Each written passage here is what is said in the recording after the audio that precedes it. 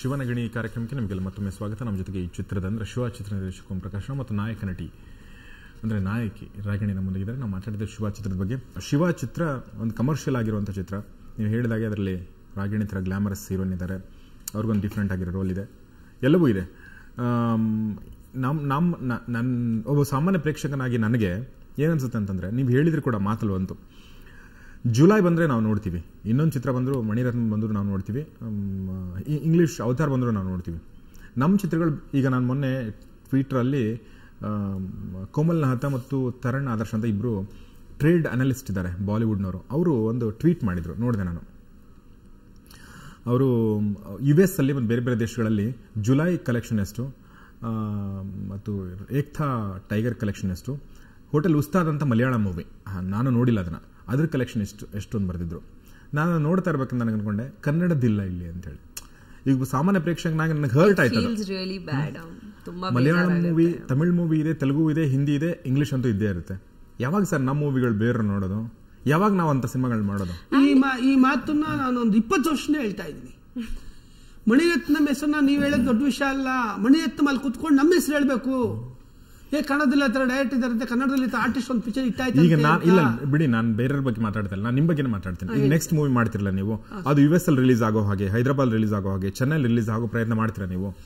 First of all ಕರ್ನಾಟಕದಲ್ಲಿ ಎಲ್ಲ central release ಆದ್ರೆ ಸಾಕು ಸರ್. ಅದು ರಿಲೀಸ್ ಆಗಿದೆ, ಈಗ ಶಿವನೇ ರಿಲೀಸ್ ಆಗಿದೆ. ಇಲ್ಲ ಸರ್, ನಾ ಹೇಳೋದೇನು ಅಂದ್ರೆ ನನ್ನ ಸಿನಿಮಾ ನಂದೊಬ್ಬನ್ ಮಾತ್ರ ಅಂತ ಅಲ್ಲ.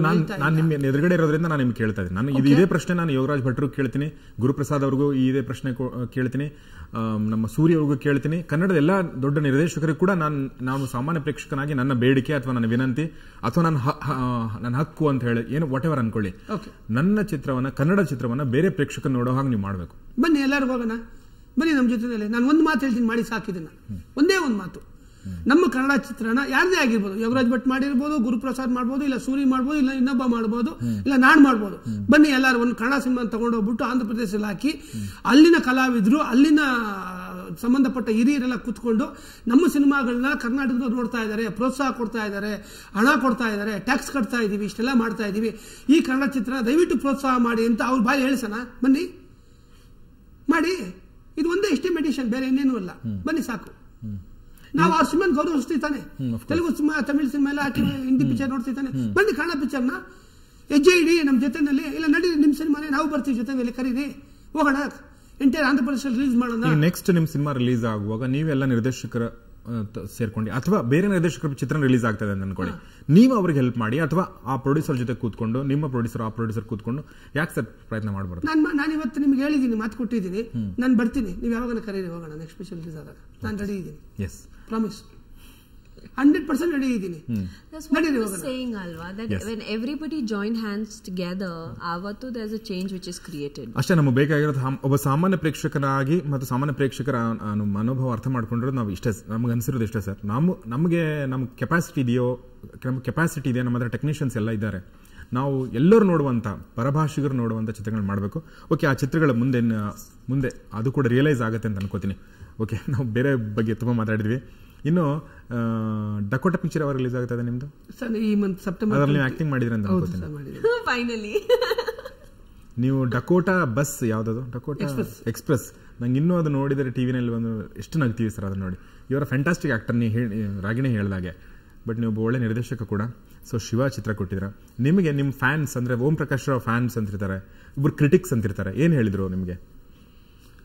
ನಂಗೆ ತುಂಬಾ ಜನ ಹೇಳಿದ್ದೇನು ಅಂತಂದ್ರೆ, ಕನ್ನಡ ಮತ್ತೆ ಇದು ಕನ್ನಡ ಸಿನಿಮಾ ಯಾವುದೇ ಲ್ಯಾಂಗ್ವೇಜ್ಗೂ ಕಮ್ಮಿ ಇಲ್ದಂಗೆ ಸಿನಿಮಾ ಮಾಡಿದೀರಾ. ಓಕೆ, ಅದರ್ ಲ್ಯಾಂಗ್ವೇಜ್ ಅವರು ಈ ಸಿನಿಮಾ ನೋಡ್ಬೇಕು, ಅಷ್ಟು ಸ್ಟೈಲಿಶ್ ಆಗಿದೆ, ಒಂದು ಮಾಸ್ ಇದಿದೆ ಅಂತ ತುಂಬಾ ಜನ ಹೇಳಿದ್ದಾರೆ.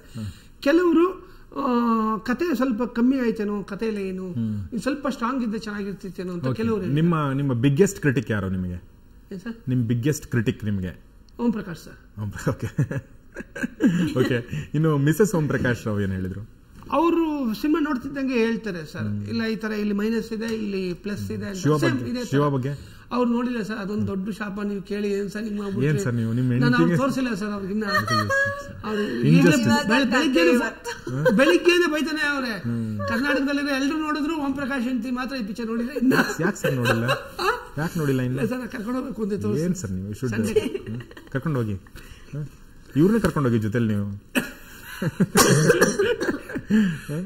ಖಂಡಿತ ಖಂಡಿತ. ಓಕೆ, ಸೊ ರಾಗಿಣಿಯವರೇ ಮತ್ತೆ ನೆಕ್ಸ್ಟ್ ಇವ್ರ ಜೊತೆಗೆ ಮಾಡ್ತಾ ಇದ್ದೀರ ನಂಗೆ ಗೊತ್ತಾಯ್ತು. ನನಗೆ ಒಂದು ಪ್ರಶ್ನೆ ಅನ್ಕೊಂಡೆ ನಾನು, ಆಸ್ ಅನ್ ಆಕ್ಟ್ರೆಸ್ ನೀವು ಇನ್ನೂ ಈ ಕಲಿತಾ ಇದ್ದೀರಾ ಅಥವಾ ನೀವು ಹೇಳ್ದಂಗೆ ಅಪ್ಕಮಿಂಗ್ ಆಕ್ಟ್ರೆಸ್, ಸೊ ಈ ಚಿತ್ರದಲ್ಲಿ ಆಕ್ಟಿಂಗ್ ಮಾಡುವಂಥ ಪೋರ್ಷನ್ಗಳು ತುಂಬ ಇದ್ದು, ಅಂದರೆ apart from being looking glamorous, ನೀವು ಎಮೋಟ್ ಮಾಡುವಂಥ ಸೀನ್ಸ್ಗಳು ತುಂಬ ಇದ್ದು.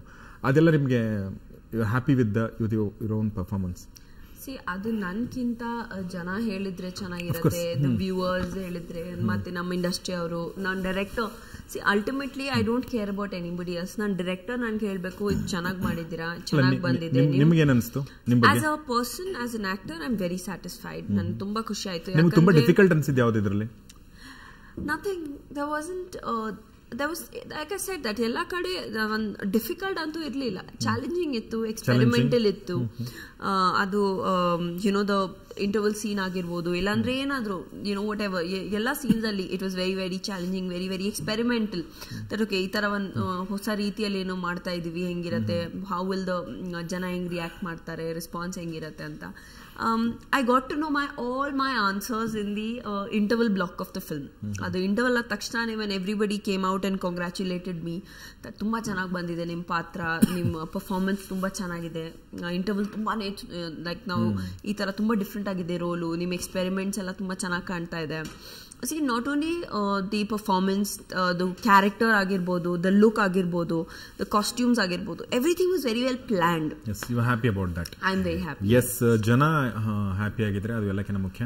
ಸೊ ಯಾಕಂದ್ರೆ ಅದು ಕಲೆಕ್ಷನ್ ಮೂಲಕ ಗೊತ್ತಾಗ್ತಾ ಇದೆ. Om Prakash Raoji, thank you very much ನಮ್ಮ ಜೊತೆ ಈವರೆಗೆ ಶುಭಾಚಿತ್ರ ಬಗ್ಗೆ ಮಾತಾಡೋದಕ್ಕೆ. ಆಲ್ ದಿ ಬೆಸ್ಟ್ ನಿಮ್ಮ ಎಲ್ಲ ಕನಸುಗಳಿಗೂ, ಮತ್ತು ನಿಮ್ಮ ಪರ್ಸನಲ್ ಕನಸುಗಳ ಜೊತೆಗೆ ಇಂಡಸ್ಟ್ರಿ ಬಗ್ಗೆ ಕನಸುಗಳೇನಿದೆ ಆ ಕನಸುಗಳು ಕೂಡ ಆದಷ್ಟು ಬೇಗ ರಿಯಲೈಸ್ ಆಗಲಿ. ಆದರೆ ಕೇವಲ ಓಂ ಪ್ರಕಾಶ್ ರಾವ್ ಅಂತಲ್ಲ, ಎಲ್ಲರೂ ಕೂಡ ಸೇರಿಕೊಂಡು ಒಳ್ಳೆ ಚಿತ್ರಗಳನ್ನ ಕೊಡುವಂಥ ಪ್ರಯತ್ನ ಆಗಲಿ ಅಂತ ಹಾರೈಸ್ತೀನಿ. Thanks a lot Ragini, thank you very much. So ನಮ್ಮ ಜೊತೆ ಮಾತಾಡೋದಕ್ಕೆ. ಸೊ ಇದು ಈ ಹೊತ್ತಿನ ವಿಶೇಷ, ಅಂದರೆ ಶಿವನ ರಾಗಿಣಿ, ಶಿವ ಚಿತ್ರದ ಬಗ್ಗೆ ರಾಗಿಣಿ ಮತ್ತು ಓಂ ಪ್ರಕಾಶ್ ರಾವ್ ಜೊತೆಗೆ ಮಾತಾಡಿದ್ವಿ. ಈ ಚಿತ್ರದ ಬಗ್ಗೆ ಮಾತಾಡ್ತಾ ಇದೇ ನೆಪದಲ್ಲಿ ಇಂಡಸ್ಟ್ರಿ ಬಗ್ಗೆ ಮಾತಾಡಿದ್ವಿ, ಪರಭಾಷೆ ಚಿತ್ರಗಳ ಹಾವಳಿ ಬಗ್ಗೆ, ಮತ್ತು ಪರಭಾಷೆ ಚಿತ್ರಗಳ ಹಾವಳಿಯನ್ನು ಹಿಮ್ಮೆಟ್ಸೋಕ್ಕೆ ಅಥವಾ ಅದನ್ನು ಗೆಲ್ಲಕ್ಕೆ ಒಂದೇ ಒಂದು ದಾರಿ ಅಂದರೆ ಒಳ್ಳೆ ಚಿತ್ರಗಳು ಮಾಡೋದು. ಸೊ ಆ ಪ್ರಯತ್ನ ಕನ್ನಡ ಚಿತ್ರರಂಗದಲ್ಲಿ ಆಗಲಿ ಅಂತ ಹಾರೈಸ್ತೇವೆ. ಈ ಕಾರ್ಯಕ್ರಮ ಮುಗಿಸ್ತಾ ಇದ್ದೀನಿ. ಕ್ಷಣದ ಸುದ್ದಿಗಾಗಿ ನೋಡ್ತಾರೆ ಸುವರ್ಣ ನ್ಯೂಸ್.